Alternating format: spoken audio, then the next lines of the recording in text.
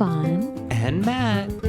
We're an interracial couple with 2 kids wanting to do something that highlights the power of friendship and what it means to be in the company of true friends.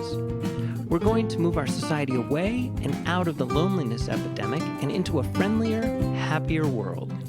Welcome to our friendly world. Better, stronger, together. Hello. Hello. Hello. Welcome back, everybody. I'm going to read a little chapter. Ready? Ready. The War of Art by Steven Pressfield. Resistance and Isolation. Sometimes we balk at embarking on an enterprise because we're afraid of being alone. We feel comfortable with the tribe around us. It makes us nervous going off into the woods on our own. Here's the trick. We're never alone. As soon as we step outside the campfire glow, our muse lights on our shoulder like a butterfly. The act of courage calls forth infallibility, that deeper part of ourselves that supports and sustains us. Have you seen interviews with a young John Lennon or Bob Dylan?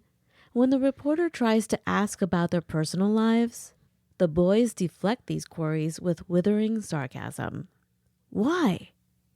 Because Lennon and Dylan know that the part of them that writes the song is not them, not the personal self that is of such surpassing fascination to their boneheaded interrogators. Lennon and Dylan also know that the part of themselves that does the writing is too sacred, too precious, too fragile to be redacted into sound bites for the titillating of would-be idolators, who are themselves caught up in their own resistance. So they put them on and blow them off. It is a commonplace among artists and children at play that they're not aware of time or solitude while they're chasing their vision. The hours fly. The sculptress and the tree-climbing tyke both look up blinking when mom calls, "Supper time!" Okay, I'm done. Okay. So again, that was Resistance and Isolation from the book The War of Art by Steven Pressfield. You know, maybe it's because I was young and naive way back in the day, but when talking about nervous being on your own, I can remember. So I went from high school, I went to UC Santa Cruz. Now, apparently my high school has had a Nobel Peace Prize winning or Nobel Prize winning laureate or whatever. Really? But I don't believe it.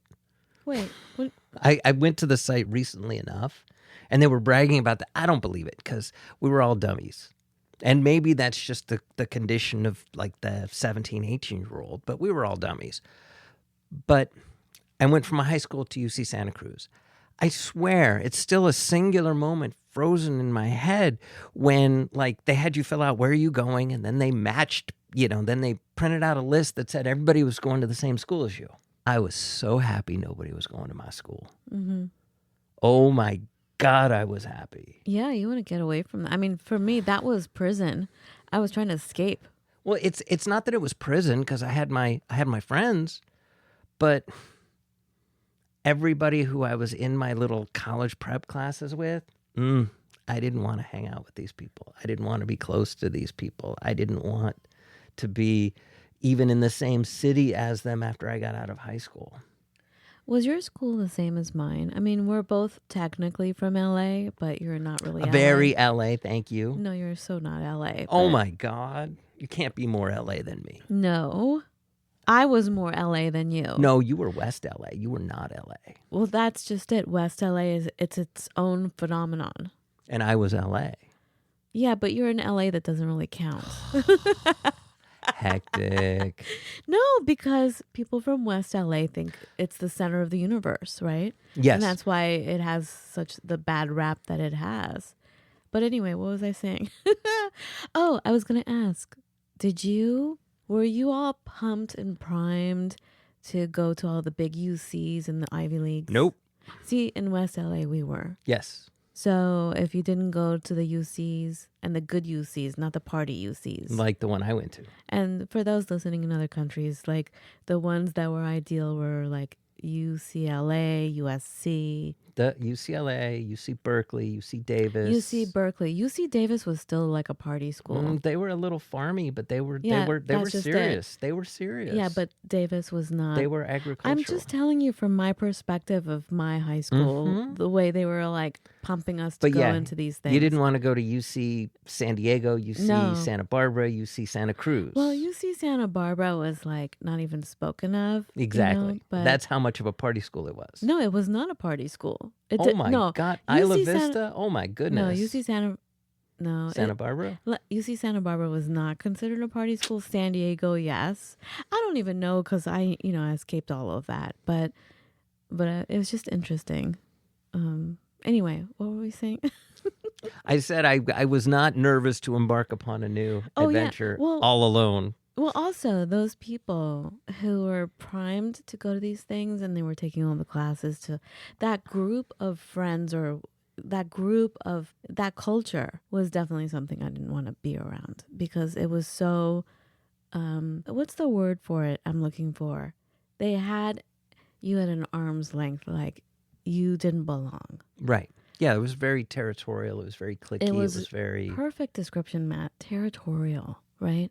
That whole fighting for a piece of bread. Right. And the thing is it was also scarcity mindset. Exactly. Because if you got in, that means maybe my friend didn't get in, it was your fault. And also the elitism that came into it, like I'm better than you. Right. So I just automatically was like, ugh, I'm not even going to try. Right. I don't even want to play that. So I went my own way. But I think what Stephen Pressfield is talking about is kind of like what we were talking about last week. You know, the bad voice that comes in to discourage you.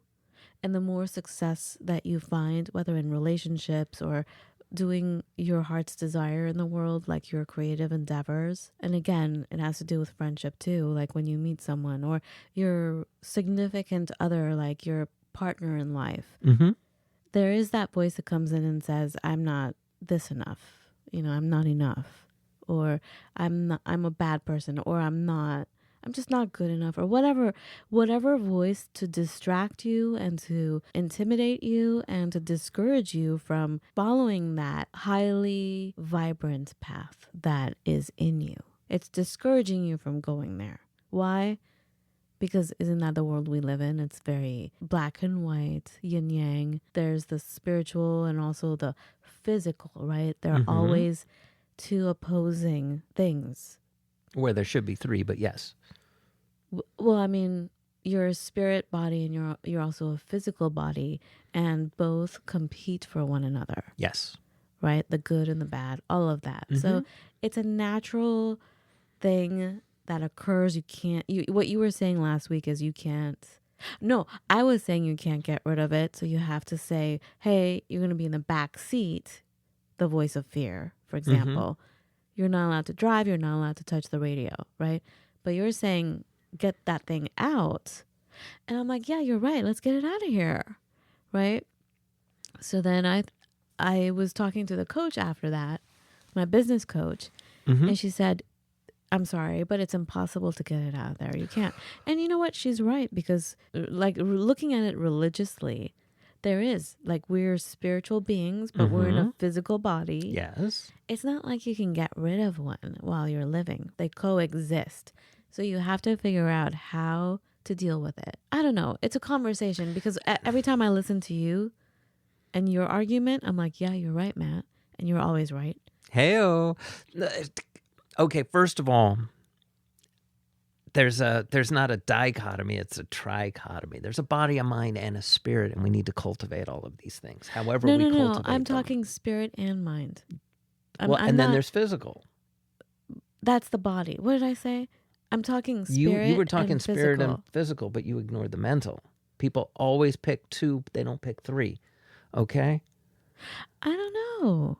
You know what? I have to. And the thing is it's about I hate saying reframing because everybody likes to say that, but if you're afraid, what does that mean? And you have to really investigate what it means. And one of the best definitions that I've seen is you're afraid because you're doing something you've never done before. How exciting. Dang, rock on. That's just it.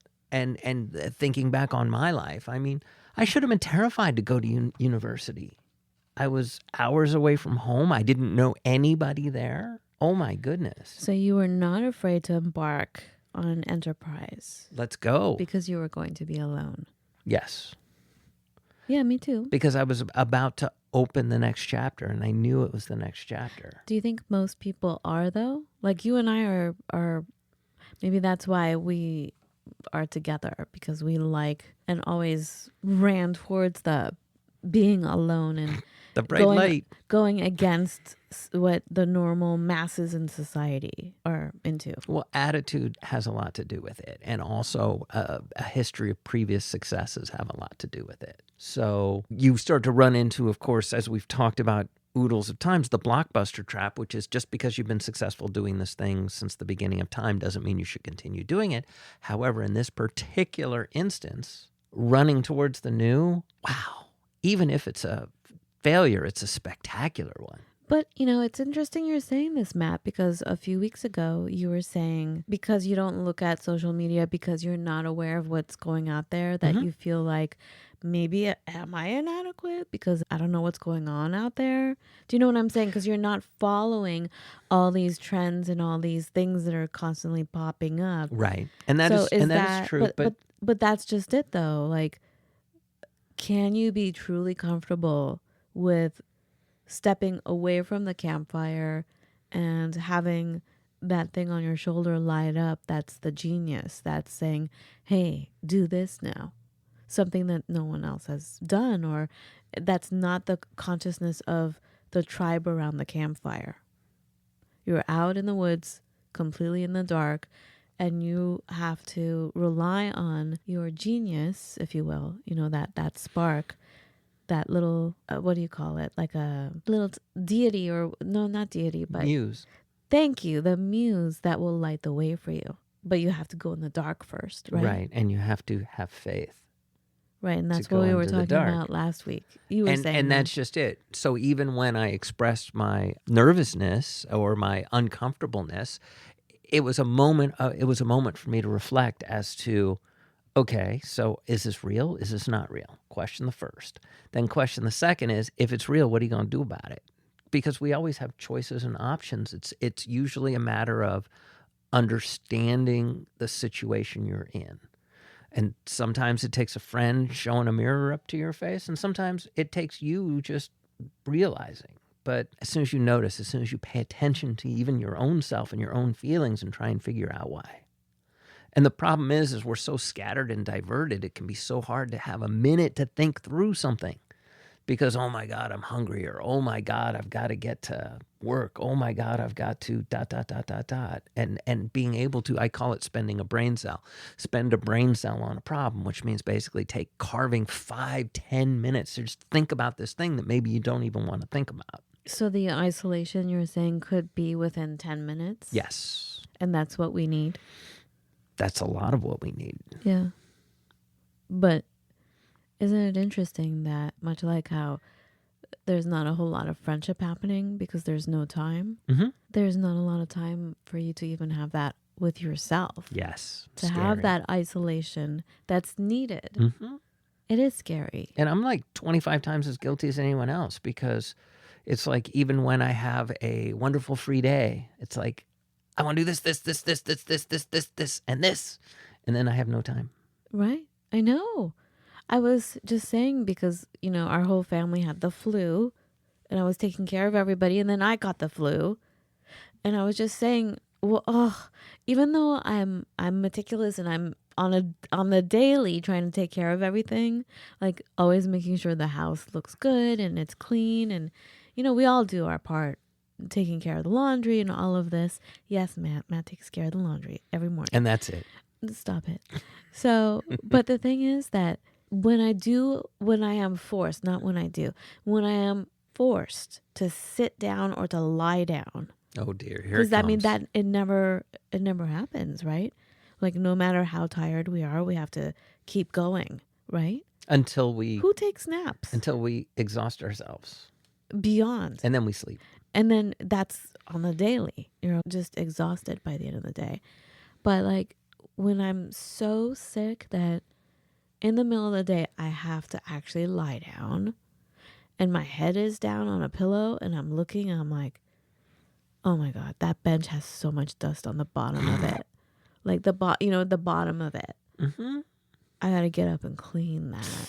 So that's what I end up doing, even though I'm in pain and I'm like totally sick and my head is throbbing when I bend over. I'm like, uh-oh. Do you know what I'm saying? I'm like, I do, on the however, verge of passing out. in my world, what it means is that I was downstairs, I was spinning, and I saw the puzzle box, and I opened the puzzle box, and I was like, ooh, and I found two pieces that went together, and I was like, Excelsior, I am king. And then we did a puzzle. Matt found this puzzle we got years ago, 10 years ago. We've had this puzzle. And it's an heirloom style puzzle. It's It wooden, was- it's half an inch. It was from a thick. shop in Colorado, right? Liberty Puzzles. Liberty Puzzles, and they do puzzles that are made at, I don't know, are they still in business? They're still in business. Yes. I don't think that shop exists, though. I went to their website. I don't know, but I went to their website. Now I want to get another one. They had a retail shop, and so these pieces are made out of wood, and they're done with a laser cut, right? I don't know how they cut them, but it's done with a laser. It's like half an inch thick. But each little piece is an art in itself. There are a lot of pieces. Yes, and there are each pieces piece is that look like stuff too. Yeah, each like piece of dancing puzzle. ladies and Yeah, each piece. It's not a normal puzzle. Each little piece, each little puzzle piece is its own art shape.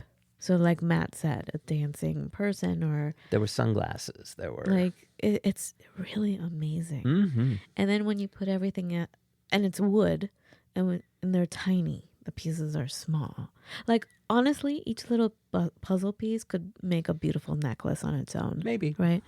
So anyway, we've had this puzzle for 10 years because the kids were too small for it, and we've always been too, the 4-letter word, busy to do anything. And also we were afraid we'd lose pieces and etc. And this was not an inexpensive puzzle. This puzzle was like it's like $90 now. It was a gift. Jesus. It was gifted to us by But our it's mom. beautiful. Yeah. And so anyway, so you put together 2 pieces and you Yes. came upstairs all boastful. I am king. And you were like, hey kids, don't even bother trying. It's impossible. And they're like, I'm like, Matt, you forget that I was the one homeschooling the kids from the beginning. You don't know. Like you'll say things. I'm like, I didn't that's say not it was true. impossible. You said, don't even bother kids. Yes, Forget I said, it. don't even bother, kids. And I know since these kids were babies, Matt, they're like you. They see patterns. Unlike me, I'm looking at something for 30 minutes. I'm like, what is this? Like if it was me, mind you, I did not put one piece together because I would have gotten a hammer and hammered it in and gotten so upset. Well, it was really bizarre because you'd look at it and say, okay, this piece has to fit here. And then you just delicately had to figure out exactly how it fit. I love how patient you guys are. We're totally digressing. But anyway, what happened was you're like, kids, don't even try. And you left the room. Look at that head tilt. What do you mean? You did a little head tilt on that. Jeez. Well, it was funny. And I knew, I'm like, to this day, you still don't know what happened in our homeschooling. Do you know what I'm saying? Yes. I think once the panhandle happened. Dang it happened. That you came in, you're like, what do you mean we're not doing calculus right now? You know, like you were so not that I wasn't book oriented, but you were very much like, we got to get calculus going, you know? And I'm like, oh no, you know, I had developed a different style of teaching and you came in with your style of teaching. But so, yeah, I did tilt my head because I am boastful that I recognize that the kids, since they were babies, were so genius at puzzles, like hard puzzles. Within seconds, they always did it. So when you said kids don't even bother, I looked at the kids, they looked at me, and you left the room and they started going at it. And they were like, they put piece after piece together, no problem. Okay, again, we shouldn't be digressing, but basically it just shows you're thinking chores and I'm just thinking random. That's true. But anyway, I'm so glad because, yeah, otherwise our house would be gross. And it And wouldn't be it wouldn't be as much fun. I was just going to say, and we wouldn't have fun because I'm always thinking. And we wouldn't cleaning. have any fun. Thanks, honey. So I'm basically a slob and you're no fun? Is that what you're saying? That's what I said. Whew. That's how I feel. Ouch. That's what I feel. I feel like I don't know how to have fun. I don't. I know. Hopefully it's a phase that's lasted many years, but. Anyways. So going back to resistance and isolation. So I think it's important to be isolated. Sometimes. And you're saying, I like how you broke it down. Like at least have a 10-minute period of isolation a day. Mm-hmm. Whereas I was thinking, let me go off into the woods. Live on an island by myself. That's the dream. For 48 hours, 72 hours, 10 weeks.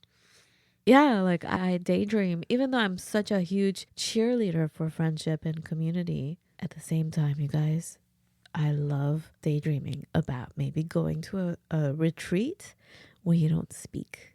No one talks to you. You don't talk to anyone. You're not allowed for like a week. I don't know if I could last that long, but let's start with 2 days. That would be amazing. But to have that kind of isolation, because I feel like we're on such, I'm going to speak for all of us in the world, we're on such a treadmill. And Yes. It keeps getting faster and faster. And it's keeping us from being friends. It's keeping us from having community. It's keeping us from figuring out what is really, really important.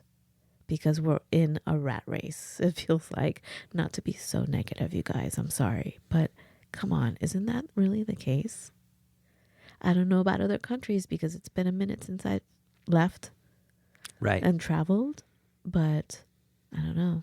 That's how it feels. And it just feels like it's getting more intense and faster. Time is going by faster every day. And we don't have that time for isolation. And now when we say isolation, I think we're going back to 2020 and everybody's like, oh. Yeah, I'm not talking about that. I'm I'm talking not either. about how every morning I spend 10 minutes, especially on Monday mornings, I'll spend 10 minutes and I'll plan my week just to get a sense, just to make sure I know everything that I really want to get done that week as far as like quote unquote work goes. And then I have other moments during the day where I can take a minute or 5 minutes or whatever it is and really ponder. Because in my field, sometimes it's important to step back and try and take an objective view of things. And so because that works in one space, I believe it should work in all spaces. So I apply it to my personal life too. And just going back to the last bit of what this is saying, that Lennon and Dylan knew that the part of themselves that does the writing is too sacred, too precious, too fragile to be redacted into sound bites for the titillation of would-be idolaters. Idolaters. Oh my God, I mispronounced it the other. Why didn't you tell me I mispronounced that? I was going to, but you were on such a roll. Idolaters. What? See, y'all never read the New Testament because they got idolaters through the whole thing. But I was gonna say, we were just talking about false idols, right? Yes. A couple weeks ago. Mm-hmm. It's the same thing. It's like that message keeps coming up for us, right? I suppose. False idols. Well, we need to take an objective view of everybody. And that's the thing. Because we're so busy, because we don't have time, that we don't have that kind of mental space, which I think is called isolation in this case. Mm-hmm. We don't have that. I think that's when all the false idols in politics, in business, in every aspect have been popping up all over the place and confusing everything. This is why the message for this week, resistance and isolation, really thinking about what that is and how we need it. Right. How we can see the resistance and how we can use that isolation to bring us together. It works for me. Well, that's it. I can't believe I mispronounced. I still can't say it. Idolater. Yes. Idolaters. Yes. Oh my gosh. I know. It's an epitome word, or a gun whale word, or a Zydeco word. Sorry, guys. I can't say it. Idolater. And by the way, it's gunnel, epitome, and Zydeco. Okay. Well, you said Zydeco the same way. Oh, I'm sorry. I We'll call it Zydeco. Zydeco, because My you said bad. Zydeco each time. Oh, I feel terrible. You guys, idolater. Love is winning. Okay, bye. Bye. Have a beautiful every day. Be well.